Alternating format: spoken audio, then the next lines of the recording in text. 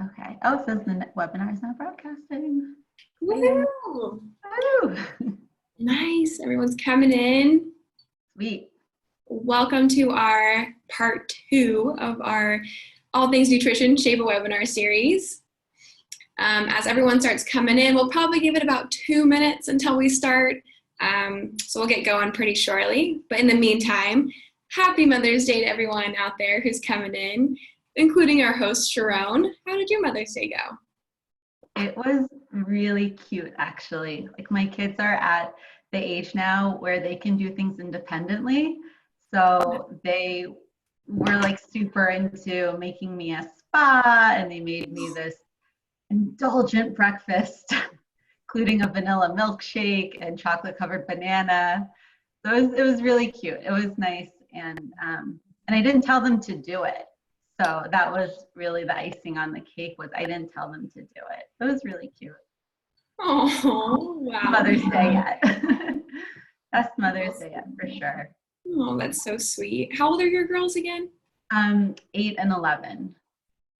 That's awesome. Now they really can start putting some things together on their own. Yeah, and they're very girly, and they like decorated the toilet bowl like a throne for the spa. And I was like, wow, like, so special. That's amazing. It was very cute. That's great. Well, if you guys are joining us right now, we are just giving it maybe 1 more minute until we get going, going over some Mother's Day stories. I hope everyone had a really good one, to all the moms out there.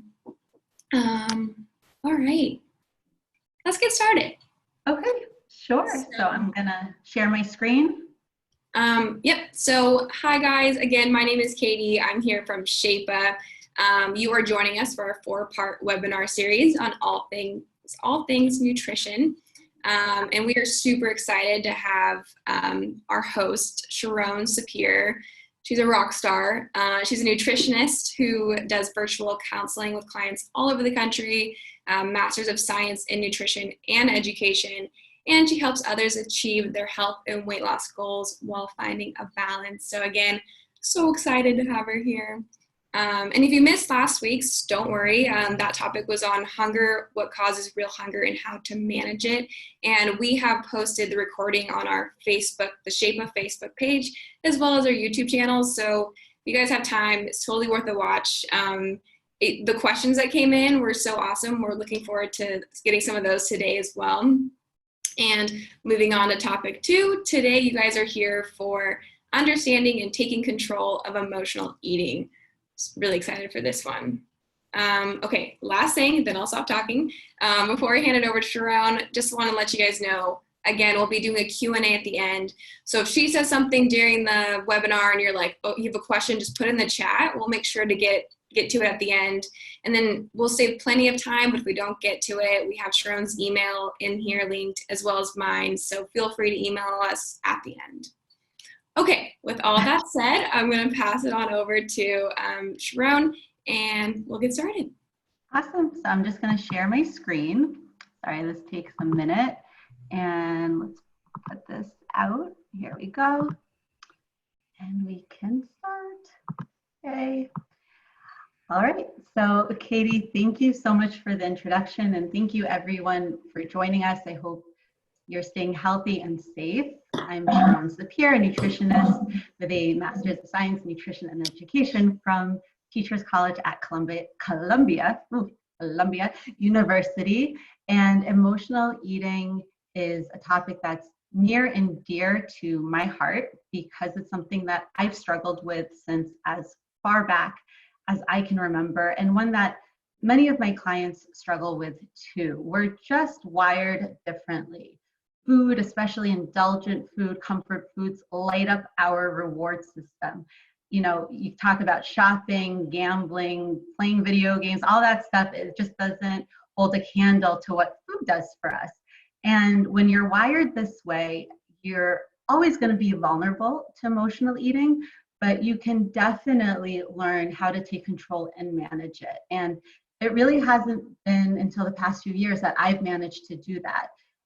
And it's completely changed my relationship with food. It's extremely liberating, and it's something that I want you to experience as well. So I am so excited to get into this webinar and show you how. All right, so just a quick outline. I'll be talking for about 30 minutes or so. The first half will be all about the subconscious mechanisms that make you feel like emotional eating is so out of your control. And then during the second half, we'll talk about how to outsmart those subconscious mechanisms. So, first of all, emotional hunger, what is it? Emotional hunger is a wanting to eat that does not stem from a physiological lack of energy.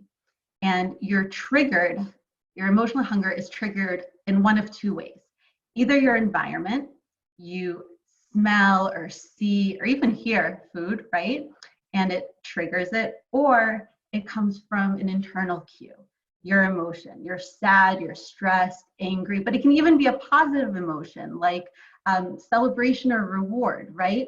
So you have these two cues, but what distinguishes emotional hunger from real hunger? Let's talk about it. Real hunger builds gradually. It's a feeling that it stems from your stomach, like a hollowness, an emptiness that, sometimes it growls, and it builds gradually, gets stronger over time. Whereas an emotional hunger comes on suddenly, right? You're walking past the Cinnabon station at the mall, and all of a sudden, you really feel hungry. And what's happening here is there's actually physiological responses to these cues, right? To this delicious food that we see. For one, your gastric juices increase. You salivate more. You actually release some insulin, which drops your blood sugar a tad. And your hunger hormone, ghrelin, I always call it gremlin because it's like a nuisance, like a little rascal. So ghrelin, aka gremlin, increases as well. So you actually feel like it's hunger, but it comes on suddenly, whereas real hunger comes on gradually. With real hunger, you're satisfied once you're full, for the most part, right? Like you are hungry, you ate, you're full. But with emotional hunger, it's like you're never satisfied. You're still yearning for that fullness, that you don't get what you're looking for. With real hunger, you're not that particular. I mean, of course, you have your food preferences, but you're not that picky. With emotional hunger, you are extremely particular. It's the, I have to have that. And that is something specific. I have to have that is emotional hunger. Now, with real hunger, you eat intentionally. You're hungry, you decide to eat, it's intentional. With emotional hunger, it's often done impulsively. And if you suffer from ADHD, which is believed to be underdiagnosed in the adult population, you might have an even harder time with this part because there's you're more likely to eat impulsively. Like you eat before your brain even registers what happened. And I've been there, so I understand it. Linked to ADHD is also procrastinating because people with ADHD hate boring tasks even more than other people do. So they're even more likely to eat to put off doing it. Also been there, but I really think everyone procrastinates. And real hunger is functional. It serves a purpose. But what we're going to learn is that emotional hunger is functional too. It also serves a purpose. So let's talk about our external cues that trigger emotional eating, our environment. Back when we evolved in an environment of food scarcity and unpredictability. You're wired to pounce on food because you didn't know when you'd have another opportunity to eat. Now, over time, our environment has changed drastically. Food is available all the time, everywhere, right? You have delivery, takeout, cafes, vending machines, highly processed food that keeps forever in your freezer or your pantry. I mean, and there's a huge variety of it. We tend to eat the more variety we have. You don't even have a chance to get bored because there's so many new products coming out all the time. It's really stimulating your appetite. And on top of that, we found a way to make food cheap. It's like the more calories and fewer nutrients in a food, the cheaper it is. And we love a good value, you know, supersizing for very little money, endless pasta bowls, buffets. We just love value. And portion sizes have increased tremendously over the past 60, 70 years.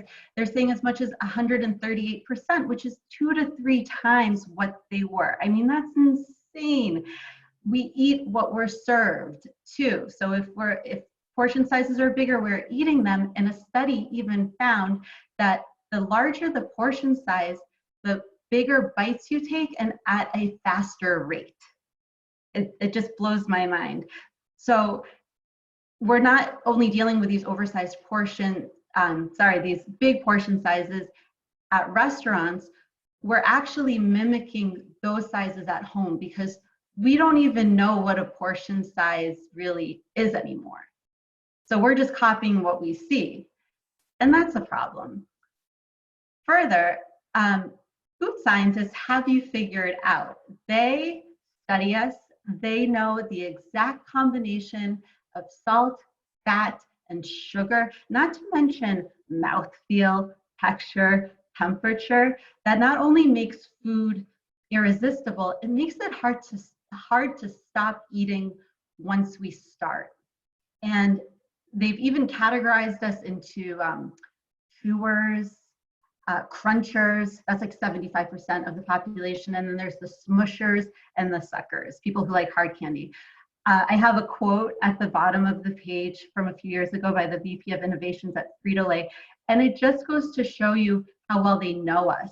They even there's a device that measures the crunch of a chip, how loud it reverberates through your ears.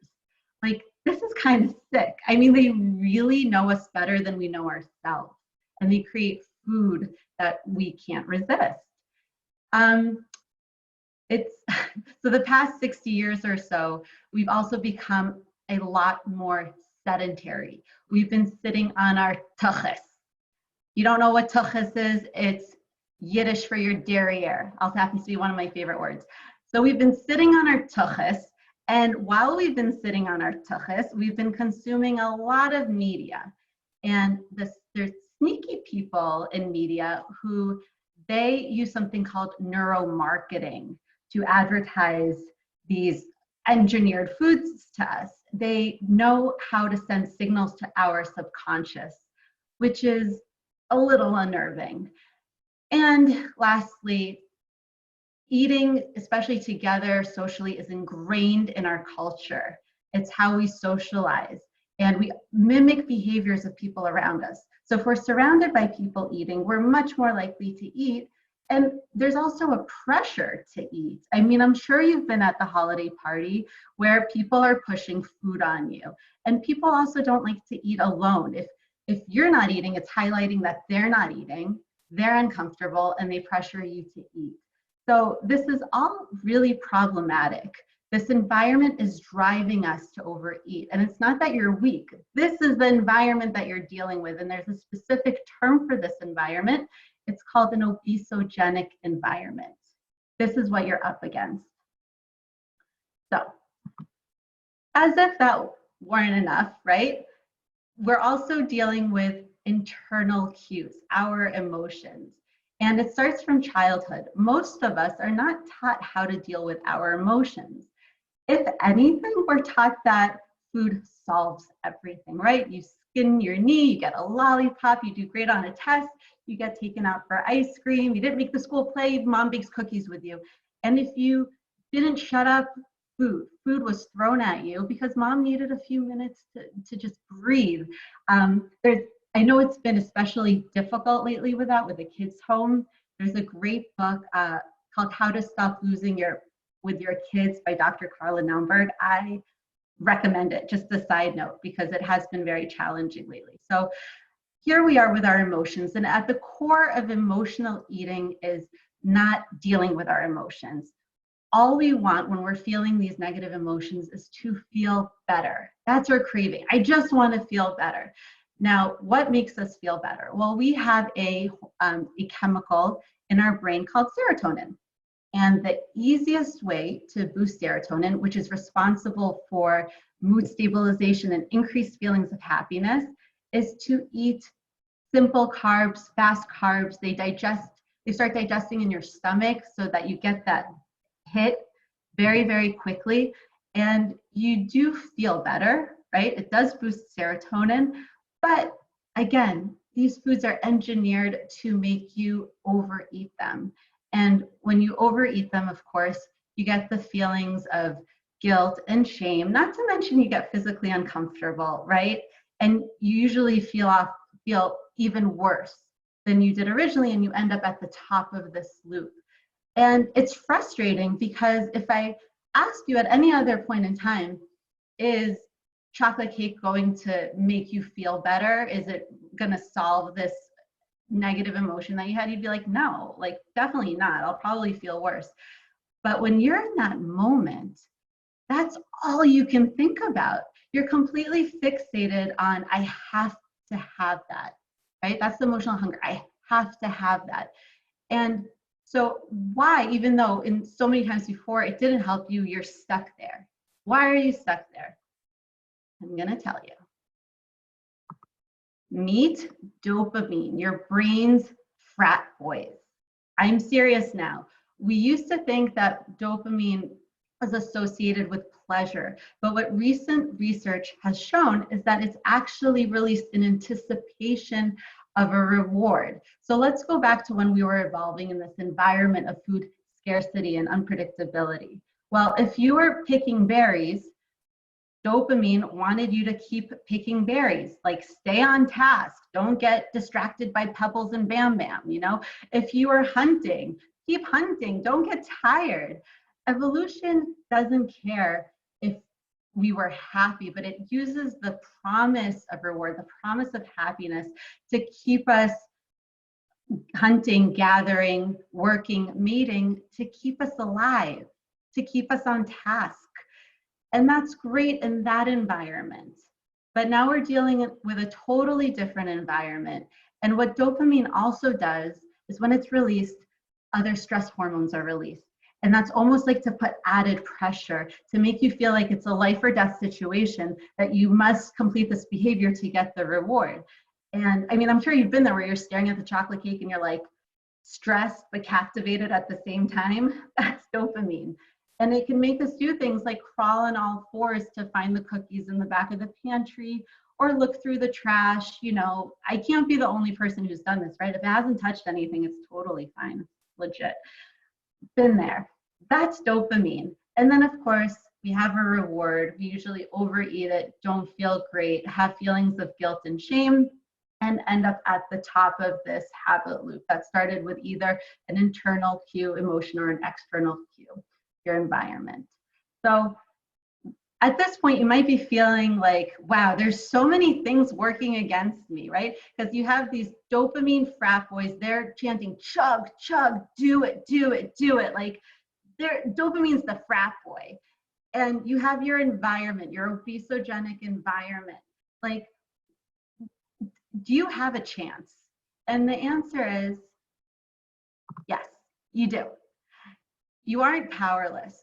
The first thing you want to do is arm yourself with your lifestyle so that you can be in the best position possible to deal with these situations. You can be as strong as possible. You want to address your stress, sleep, mood, and food. And with stress, the activities over at the top, like reading and listening to music and walking, we underestimate how much they help us, because what they do is they boost our happy brain chemicals, serotonin, oxytocin, GABA, and we never give them enough credit. I remember like years ago, I'd read like, go take a walk if you want a cookie. And I'd just be like, you take a walk. Like, it would just make me so angry. Like, no. Instead, I would want to do, right, one of the activities on the bottom, which we associate with stress relief. But again, because we learned that dopamine releases stress hormones, that those activities end up being stressful for us. So you want to engage in as many activities at the top as you can, because that will reduce stress and hopefully also promote better sleep. When we're less stressed, we tend to sleep better. And sleep, as you know, is really important because when you're sleep deprived and you're exhausted, you grab quick energy. You just want whatever is fast and available. Your self-control is not very high. And of course, life is life and it's hard sometimes to get sleep, but you don't want to have that end of life regret that you could have had a better, healthier life if you weren't binge watching Netflix every night, scrolling through Facebook for hours. It would just be a shame. That's all I have to say. So if those activities are keeping you up late, see what you can do to get a handle on them because the payoff is very big. Now, in terms of mood, well, if anyone knows that the number on the scale is just the number, it's me. I documented my morning weigh-ins for months on my Instagram stories. If I went up half a pound, I explained why. If I went down half a pound, I explained why. Because these are all water fluctuations. They're not fat fluctuations. If you want to know what's happening with your body fat, you have to take those daily numbers, track them, and see what's happening with the trend over time. That is, see what's happening to the average of those numbers. Now, with the Shapa scale, I love it because it gives you the only information that's actually useful, the trend. And it does that by giving you a color. And they found that people who step on the scale regularly have better long-term weight control than people who don't. But, you know, it can be very frustrating to see those numbers bobble up and down and try to make sense of them. So with the Shapa scale, you get the benefit of stepping on the scale, right? It leads to regulatory behaviors, but you don't get distracted by the number and possibly have your mood ruined for the day. So it's a nice way to start the day. Another way to improve your mood is get rid of toxic people in your life. You know, those emotional vampires who feed off of your positivity and they just drain you of your reserves. You need your reserves. So if it's a friend, do a slow fade. If it's family, I'm sorry you're stuck with them, but look up Google gray rocking. It basically teaches you how to be so boring that nobody will want to engage with you. And also cut down on news. They found that when we're bombarded with negative news, we become more fearful, we feel more powerless, and we reach for comfort foods. Obviously, it's been a very difficult time with that, but cutting down can really help your mood. And food.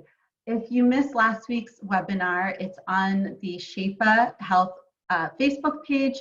I talk all about how to optimize your meals so that you can manage your hunger. And it's important to manage your hunger because, again, back when we were evolving in an environment of food scarcity and unpredictability, low blood sugar signaled to your brain that you might starve. I mean, it was a possibility. That's not the case now, but we still have that primitive mechanism. And so when your blood sugar is low, you're much more likely to eat whatever you can, whatever is available, and it's usually going to be a quick source of carbs. Not ideal. Also, not allowing junk into the house is a fantastic strategy if you live alone. If you don't, it's really hard. So if you have junk in your house, I suggest you hide it.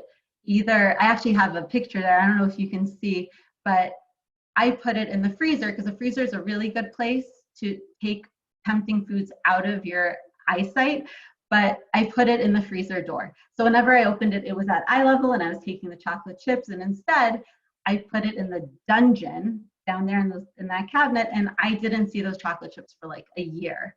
So find ways to get it out of your immediate environment.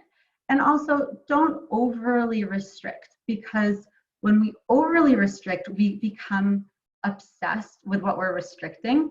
And then when that emotion hits, it's already at the forefront of your mind.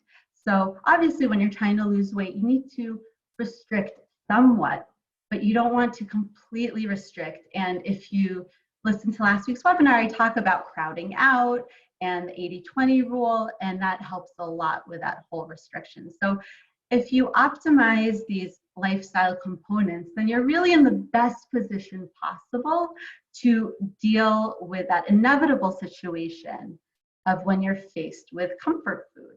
So what do you do in that situation? Well, the first thing you do is you ask yourself if you're actually hungry, because now you know what real hunger is and what emotional hunger is. And if you're feeling a physiological hunger, you have to address it. Eat. Remember, you first ask yourself, what's my protein? And you build around from there. Again, last week's webinar talks all about that. But if it's not a physiological hunger, what do you do? Well, first you identify the cue. Is it your environment? Are you seeing or smelling something? Get defiant, get angry. Now that you're aware that your environment is constructed in a way to make you overeat, you're going to notice it everywhere. And it's okay to get mad. It's your health and it's your quality of life. So for that to be manipulated by anyone else is not okay. So get angry. Once you're aware, you can make that conscious decision not to. But if it's internal, if it's an internal cue, you must put words to your feeling in a specific way. So like, I am feeling anxious because, or I'm feeling angry because, and the reason you're saying I am feeling versus I am is because when you say I am feeling, you are separating yourself from the emotion, because you are not your emotions, right? Emotions come and go. And when you separate yourself and you sit with them and you see that eventually they dissipate, you become the observer. Remember, we weren't taught to be okay with not feeling okay.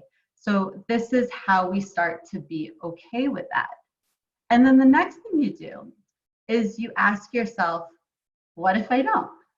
It's a simple question, but with this question, you're disrupting a subconscious mechanism with a conscious question. Because remember, those dopamine neurons are firing. Those frat boys are saying, do it, do it, do it. And you're like, hey boys, slow your roll. Okay, let's slow your roll right now.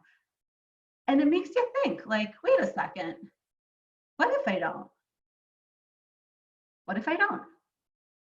I might be okay. I mean, it just disrupts that whole mechanism that makes you think that it's like a life or death situation. And another thing is to lean into those thoughts that you're having about the craving. It's much better than trying to not think about it. So acknowledge that, yes, the cookies or the chips that you want, they smell really good and they look really good and they probably taste really good too. Lean into it. And then also acknowledge that just because it looks so good and it probably tastes so good doesn't mean that you have to act on it. That almost like relieves your brain of that stress rather than trying to avoid those thoughts. And then the third step is, in this 3-step protocol, is set a timer for 15 minutes and grab a cup of water, tea, seltzer if you don't have acid reflux, and try to do an activity that boosts those happy brain chemicals rather than the other activities that boost dopamine, right? Read. I mean, I know they sound so not exciting, but it's 15 minutes, you can do it.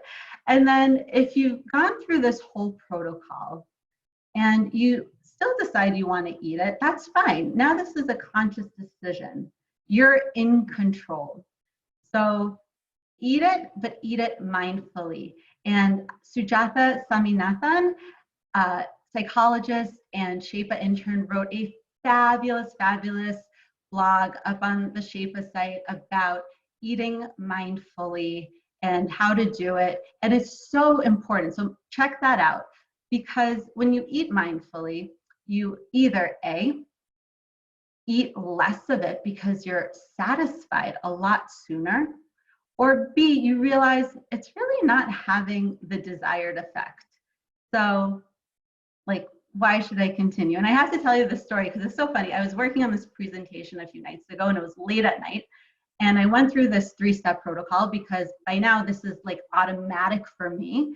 That's what happens with habits when you practice them. I ended up with a cup of tea. I didn't even remember how I made it. Power of habit, right? And afterwards, I was like, I really want ice cream. Like, I still really want ice cream. And so I got the pint of ice cream out of the freezer and my spoon. No, I didn't like measure it out onto a plate like I should have. I didn't, savage style. I had a few teaspoons of it. It was great. And I put it back into the freezer. And for me, this is victorious because years ago, I would have not only finished the whole pint off, I would have looked for whatever else was bad. You know, I blew it. I might as well like just get everything in now and I'll be better tomorrow. And of course, have the feelings of guilt, shame, not to mention just feel awful physically. So being able to have a few teaspoons and put it back in the freezer just shows me too how far I've been and how my relationship with food has changed drastically, and yours can too. So with all of this, keep perspective. These habits, getting into, changing your lifestyle so that you're stronger, arming yourself, practicing this 3-step protocol, the more you do it, the stronger you will get. But just like when we work out our muscles at the gym, sometimes we have days that we feel weaker. That's totally normal. If you overindulge, you eat more than you intended to, that's fine. Don't feel guilty, right? If your car has a flat tire, do you slash the other 3 tires? No, you don't. Feeling guilt and shame really works against us because it prevents us from learning from the situation. So when you practice self-forgiveness and compassion, you bode better for your future you. So really practice that and stop feeling bad. It doesn't work.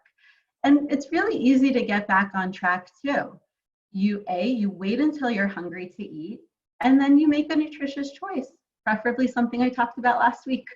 And that's it. You're back on track. It's very simple. You don't have to overcomplicate things. You didn't do some horrible damage. Just get back on track. And do not label yourself an emotional eater. That's like saying you're human. And when you label yourself, your brain really listens to you. So saying I'm an emotional eater, your brain's like, oh, okay.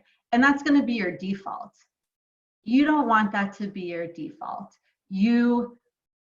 Just because you engage in emotional eating, you are not an emotional eater. So just banish that from your vocabulary.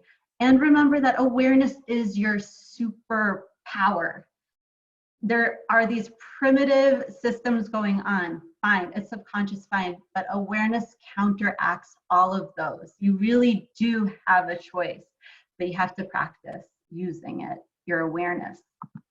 So just a recap. So now you know how to identify your emotional hunger versus your physical hunger. You're not weak. You have a lot working against you, but you need to arm yourself with your lifestyle. You need to practice that awareness because it's your superpower. And when you're faced with that situation, practice my 3-step protocol. Identify your cue. If it's in your environment, get defiant. If it's internal, verbalize that emotion. Ask yourself, what if I don't? Tell those frat boys to simmer down, okay? And then set a timer for 15 minutes if you can, if you have the time, and drink water to your seltzer. That's going to become like second nature for you and very helpful. And of course, work on self-compassion and forgiveness. It will help you more than anything else. And practice, like everything, how we get better. So I just wanted to thank again Sujata Saminathan. She helped me with the research for this webinar, and she wrote the fantastic article on mindful eating on the Shapa website, and I think on the Shapa Health Facebook page. And this is a book that I also used a lot of in my this presentation. And if you're a geek like me, you're going to love it. It's one of my favorite books, The Willpower Instinct by Kelly McGonigal. I hope I said that right. And next week, please join me for my favorite kitchen staples. I'll be talking about quick, easy, healthy, convenient foods to keep in your kitchen so that you never have an excuse not to eat optimally. And the following week, I'll be talking about resiliency. So we'll be doing a Q&A, but if I don't get to your question, feel free to email me, supurenutrition@gmail.com, or reach out to me on Instagram. I answer all my messages. So thank you. I hope this was helpful. And I will stop sharing the screen now. There we go. Thank you, Sharon. That was so helpful. Awesome. We're going to open it up to Q&A now. So if any of you guys have any questions, I already see some in the chat, which I'll be going over. But if you guys have some questions for Sharon based on this webinar or maybe a follow-up from last webinar, go ahead and enter them in the Q&A and we will go ahead and go over them. That was awesome. You know, one of the things I loved the most is how you talked about how much is against us. Because I think with emotional eating, you just like the guilt factor, you're just like, I'm the worst. This is all on me. I have no control. But talking about these external environments and how it's literally from when we're born to what we watch on TV, what we're served at a restaurant, it's engraved in our heads. And then when we emotionally eat, we're just like, oh no, it's all me, you know? So it's nice to hear that. It's like, yeah. No. I mean, you feel inept. You feel like I'm so successful in all these areas of my life. I can rise to any challenge, but like with this, I can't. And why am I so weak? And why? And it's like, dude, this is what's working against you. And if you're wired in a certain way, you're extra vulnerable, but you can take control back. You can. Those are such helpful tools. Okay, I'm gonna hop over into the chat. Mia had said, is it possible to get a certificate of completion after the 4 weeks? That's a fun idea. I'm gonna take that back to the Shape It team. Maybe we can put something together, but you're the rock stars if you come to all 4. So we'll put that into works. Cool. Sammy said, okay, so where is it located on our Facebook page? So if you go to our post and scroll down, I'm gonna link it into our chat. I'll add in our previous, it's into there. I'm adding our previous webinar. I'll also link Sujatha's amazing mindful eating blog. That's also on our Facebook page, but you can also find that up. And if you go to our website, it's under our blogs. Cindy, this was really, really helpful. Thank you so much. Nice. I'm so happy. Sammy, when will this webinar be posted? I found the one. Awesome. Okay. You found the one from last week. You might want to point out it's on Shapa Health. Yes, the Facebook is called Shapa Health. So go ahead and find it on our post. And so this one will be posted within a few hours right after this is done. I'll post it up on the YouTube and then I'll link the YouTube link onto our Facebook. So you guys can rewatch it again, send it to a friend, whatever is helpful. Coming in from Kim, great presentation. Love the tip about don't label yourself as an emotional eater. I think when you do that, you give yourself permission and an excuse. I will take control back. Yes! That's what I want for you because I've been there and I've labeled myself an emotional eater and you can't. You're not. That's it. That's awesome. Got more thanks from Kate, you're welcome. From Jennifer, Sharon rocks, thanks so much, love the 15-minute idea. Yeah, it's just enough time for that craving to pass because cravings, they come and go, just kind of like feelings, right? So that 15 minutes is enough time to take that space and then reevaluate. Usually it passes, but if it doesn't, it's okay. You're in control now. That's what matters. That's awesome. Sammy, not in Shaper community. It's the one from last week should be in there, but I'll be adding this one as well into the Shaper community. Shout out to all of our Shaper community that's here joining us. Might pronounce your name wrong. I'm gonna go for it. I'm so sorry. I'm terrible with names. How long did it take for you to adopt the 3-step habits? Oh, interesting. So it evolved over time. because I've been on the search for how to deal with emotional eating for a while. And then I would say I just started doing it naturally, and I didn't even know that I was doing it. And then I was thinking of how to help other people do it. I was like, oh, well, this is what I do. And really, with all habits, it's hard at first. It takes effort, but then you go on autopilot. And once you're on autopilot, it becomes really easy. You have to repeat, I think they say like 21 times, but then I was reading that that's not an actual, like, it can be between, I don't know, a few times to like a zillion times until something becomes a habit. It depends what it is and who's doing it, but you do become stronger every time you put that mental effort into doing it, and then you start reaping the rewards of it becoming easier and easier and Yeah.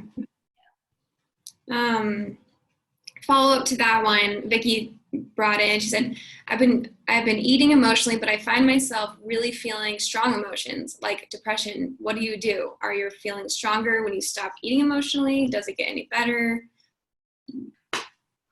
Yeah, I would need to know more about this particular situation, but finding other ways to deal is integral. Talking to someone is important. It depends kind of how strong this depression is, right? If it's very mild, then activities like exercise have been shown to have a huge effect. But if it's very serious, that you might need to go see someone that can prescribe something that is very helpful. So really depends. Yeah. Thank you guys. We're getting flooded with so many thank yous. We're so happy that you enjoyed this webinar. Pleasure. Thank you for joining. We appreciate all those shout outs. We got one from Anonymous. How do you differentiate between eating out of boredom and being hungry? I feel that if I'm busy and I'm not sitting around craving food, but if I'm home all day, I'm thinking about it constantly.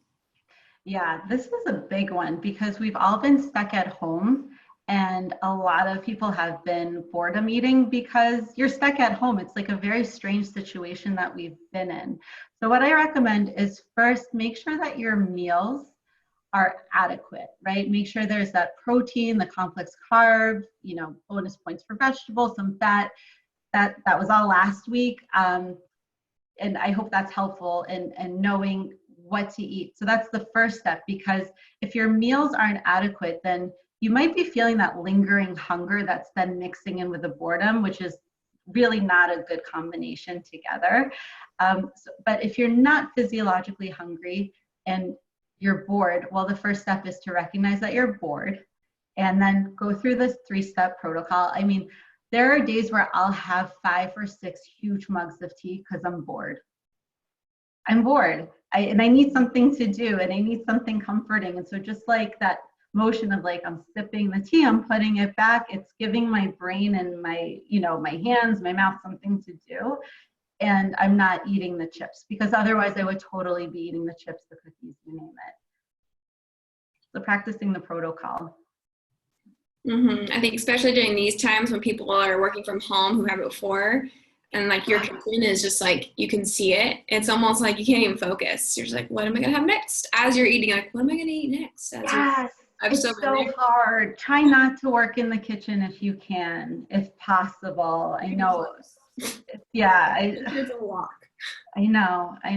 Try not to. That's hard. But when I do sit in the kitchen and work, I always have a big mug of tea with me. It's like my savior.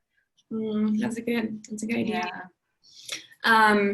Amy, I'm backtracking. She was one of our first. She said, "Hi, Sharon. I missed the method you mentioned on how to be so boring. People won't want to go with you. I seriously need this. Thanks for the amazing content." This too. What was that website again? It's called, so if you Google Gray Rocking, I think it's spelled like Gray Rocking, you'll find articles about it. It's something that I didn't even know was like a thing until I think this past year I came across it, and I was like, wow, this is brilliant. And it explains how, toxic people and these like emotional energy vampires, they feed off of you behaving a certain way. So when you're very boring, they lose interest. And it's like a very kind of, I don't like, I'm not very confrontational. I'm just not a confrontational person. So this is like the least confrontational way, but very effective that you can get people to leave you alone. It's so true. I mean, that goes another thing to your environment where sometimes you think like it's your fault almost for emotional eating. Yeah. And it's crazy how much toxic people have an impact on your emotions. It's like, Yeah. you think they're your emotions, but they're kind of like being flooded into you. Yeah. You have to protect yourself. Like you have to be your greatest protector. No one else is going to do it. Mm-hmm.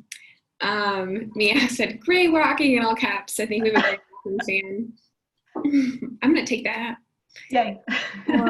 Okay, yeah. Beth had mentioned the 15 minutes is like riding the wave emotion used in DBT, which is dialectical behavior therapy. Oh, cool.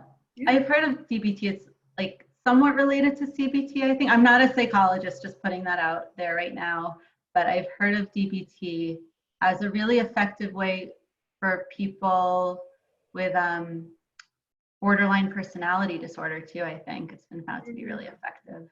But yeah, 15 minutes. It just seems to be enough time. Mm-hmm. Yeah, it's like you had the cycle. I always like seeing the visuals, but how it starts. Yeah. What are the three again? Okay, so it starts with if we're talking about emotional eating, you're a cue. So it's either your environment or it's internal, or maybe both if you're really unlucky. And then it leads to the craving. That's where you have your dopamine frat boys, right? Saying, do it, do it. And it puts you in that kind of like, I have to get this reward. I have to become captivated by it. And then you have the reward, which usually you feel worse from. And then you end up back where you started, which is having that emotional cue at that point. Mm-hmm. Yeah, it's a vicious cycle. Yeah, it's nice to have that pause between actually doing the reward and knowing like it's the frat boys in my head, like it's me. And just giving it 15 minutes to just like kind of talk to yourself. Like, yeah, let me just think, because most of the time I feel like it almost takes over your brain. Oh, it does. Wow. It completely does. And so by asking yourself, what if I don't? It's such a simple question, but since I first proposed it, I don't know, it must have been months ago on my Instagram, maybe even a year ago, I've had messages from people saying, I really wanted to attack that bag of whatever it is, but I asked myself, what if I don't? And I did it. And it worked great. And it's such I'm like, I need to make a t-shirt with like, what if I don't all over it? Like that, yeah, just as a reminder, what if I don't? It's simple, but it brings that consciousness up, that awareness. Yeah. The what if I don't? That's like one of the biggest takeaways I feel for me. It's just like such a simple thing to remember and something you can apply. And it's so gentle. It's just asking, well, what if I don't? What if I do? And then you think about the what if I do, and you're like, I probably won't feel that good still. Right. Probably won't feel good. Yeah. Oh, yeah. Mia said, how about just don't purchase? Yeah. Having those things in the house are. Okay. So I have to tell you a story, and I hope I don't get in trouble for this. So since quarantine, usually I do all the food shopping. I'm responsible for it. And I really don't buy a lot of junk, especially because I have a hard time staying away from junk. It's calling to me. Of course, I do the protocol. I can manage it, but it's not fun to have that temptation around you. But since quarantine, my husband's decided that he wants to go food shopping. And we aren't exactly on the same page with the importance of nutrition. So every time he comes back with like packages of junk food. And I mean, like, I've never seen so much junk food in my life. And it's in my kitchen. So as soon as he does that, I'm like squirreling it away in like the farthest corners of the pantry. I'm sticking whatever I can deep in the freezer.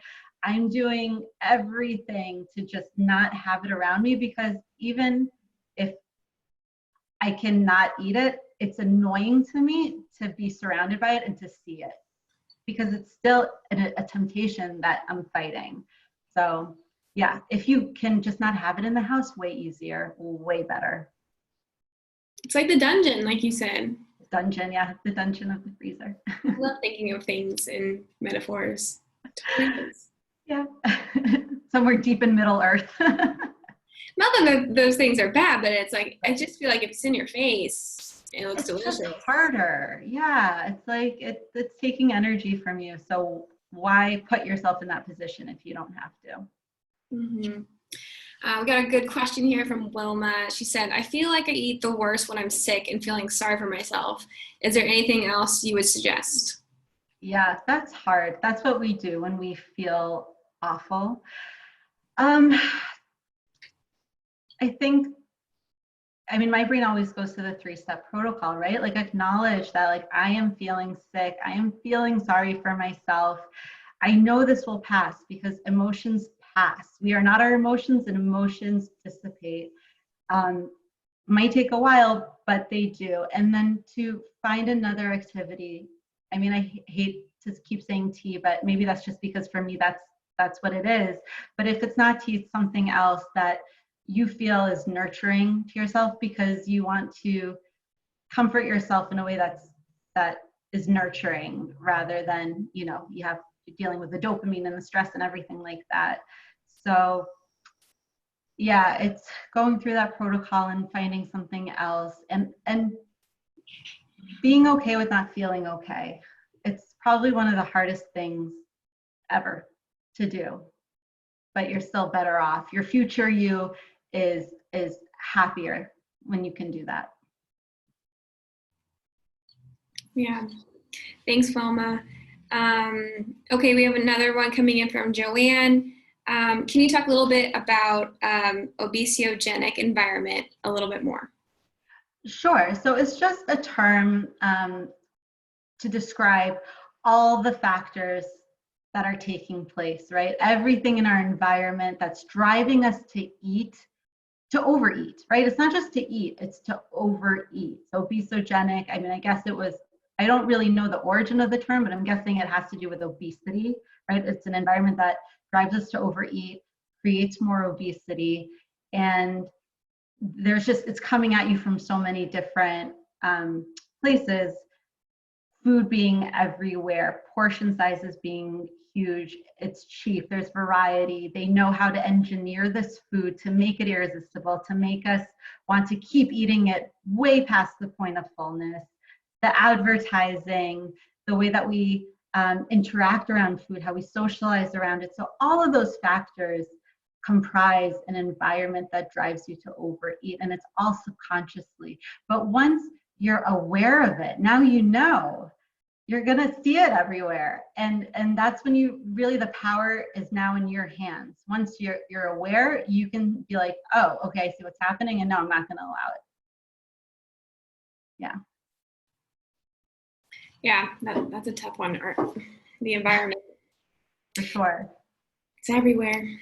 Everywhere. But that's why these tools are so helpful in your everyday. Yeah, you can fight it. Okay, great. So we're coming up towards the end. If anyone has any more questions, throw them in there. We'll be probably answering for a few more minutes. Oh, sorry. Vicky said, I missed that term. Can you repeat it? So what was the term that you're talking about again? Obesogenic. So Okay. I'm like, I'm usually okay with spelling, but maybe because I'm put on the spot right now, I think it's OBESEON.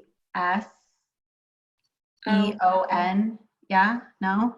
I think, okay, Obesogenic. Oh, honestly, no, there's no E. OBESOGENIC, I think. awesome. I'm Okay. impressed. I just always type things into Google, and even if they're wrong, it'll show me what I meant to say, and then I get the right spelling. Yeah. I'm glad that wasn't directed to me. So, anyways, we have an awesome question here from Michelle. Cool. Said, so I grew up with there never being enough food. So much so that my extended family was very concerned about how skinny I was, and sometimes when I was able to eat, I would end up throwing up. So now I can't walk by food and not eat, afraid that it won't be there when I'm hungry. Oh, wow. That's heartbreaking, and unfortunately something that is a reality for people in our own country where there's not enough food. There's a lot to work through there, and I would definitely, if you're not seeing a therapist, please do. And a lot of therapists now are doing virtual therapy. And that's something that you can get help unpacking and looking at and learning to kind of shift course, because that's hard. That's something that is traumatic and you have to work through that trauma. And again, I'm not a psychologist, so I don't want to give any advice that's like too detailed and out of my scope. But yeah, reach out to somebody with that. That's a lot. Yeah, it's nice to know when to go someone and when, like, because sometimes there just is so to work through it and just a lot more. Yeah, we need help. There's only so much that we can do on our own, and having someone who's trained in this helping you, especially when it's really dealing with heavy psychological stuff, trauma, nothing is more helpful than that. Yeah, and as you mentioned, like a lot of this is rooted from our childhood. Oh yeah, so much. Great. All right. So, from Jennifer, thank you so much, Sharon. This has been amazing. Yay. All the tools sound so doable, and I think it'll make a huge difference at 10 p.m. when I'm lingering around the fridge when the house is finally quiet. I'm so happy. And remember, just because you know the tools now doesn't mean that like, that's it. Every time it's going to be a win. It's not. Part of learning new skills is failing, right? When we learn to walk, we fall a whole lot more than we actually walk. So it's the same thing with this, but show that perseverance, keep practicing, and it does pay off. And be very kind to yourself, because it's not easy to learn new skills and habits, but you have to just show yourself forgiveness and keep going. Yes, I love how you touched on being kind to yourself. And it's such a practice. Like you said, you usually would have eaten the whole pint, but you had 2 teaspoons, tablespoons, and you were like, that's such a win. I still had ice cream, but like, look at that win. I didn't go a thing. It's the most liberating feeling. And honestly, if you had asked me a few years ago if I could ever get to this point, I would have said no, because I never could. It was always that downward spiral.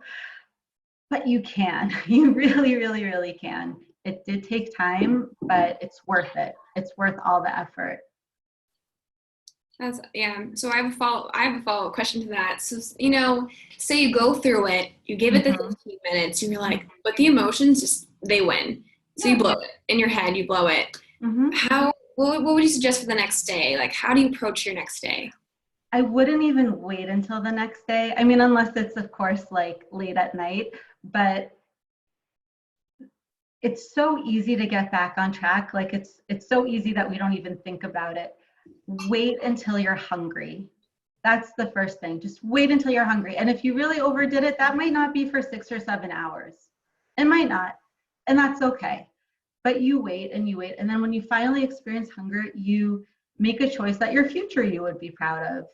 An optimal meal that has the protein and the fiber and the complex carbs and things that really nurture you. And that's it. You're back on track. You don't look back. You never look back, because those bad feelings, they don't serve a purpose. They really don't. They don't help you in any way. And we're really, the way that we look and feel, it's an average. It's an average of everything we eat in our lifestyle. And so one meal that you completely go off on, it's like, well, that's one meal of at least like 21. That's not going to shift your average very much. It's not, we make it such a big deal in our heads, but it's really not. I mean, it's not. So you just move forward, get back on track. That's really good advice. It's just one out of how many meals we eat? Like, I mean, at least 21 in a week.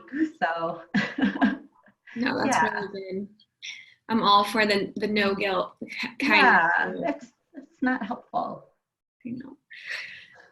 Okay, we're gonna wrap it up here. I'm just gonna do a couple last shout outs. Cecilia, thank you. She said, thank you so much. I love seeing the difference between psychological hunger and emotional hunger. That's so helpful. And Alexandra could go both ways. Such great information. I'll be using this and passing on to my family and friends. Thank you so much, you guys. And She said she's coming in from the Netherlands. That's awesome. That's amazing. Thank you for joining us. She said it's 8 p.m. there. I got to put the kids to bed. So she might even be gone. But okay, let's wrap up here. So Sharon, can you give people, I don't know if you can throw up the slide or just let them know what your email is. And so maybe they can contact you if they have anything else, or maybe want to reach out to you. So if you guys have any more questions, please send them her way. And then can you also introduce the next topic for next week? Sure. So the next topic next week, it's all how my favorite kitchen staples, what I keep in my kitchen that is really easy, quick, and convenient. I don't like to cook. I'm a nutritionist who doesn't like to cook. So I don't like to futz in the kitchen, but I obviously eating healthy meals is very important to me. I value my health and everything else. So I have foods that I rely on that I think are helpful for everyone to keep around if they like them, and how to put them together optimally too. So it'll be definitely a different webinar. It's not going to be this heavy topic, but hopefully it'll be very useful and informative, and you'll pick up some ideas. And yeah, feel free to reach me. It's sapirnutrition@gmail.com, or my Instagram, where I try to do like a daily helpful post. It's also Sapir Nutrition, SAPIR. I'd love to hear from you. Awesome. Thank you so much. Really looking forward to that. And again, that's next Wednesday, same time, 12 p.m. Central Time, 1 p.m. Eastern Time. And for my fellow Pacific Standard Time people, it's 10 a.m. Okay, thank you guys. And we will see you next week. And this will be recorded. I got another question. We're going to be putting it up in the next 2 hours if you want to send it out or watch it again. Stay tuned on the Shapa Health page, Facebook page. Also, we have a YouTube channel. And if you still can't find it, my email is within this webinar, and I will email it right to you. Okay, awesome. Thanks, guys. We'll see you next week. Bye, everyone. Thank you.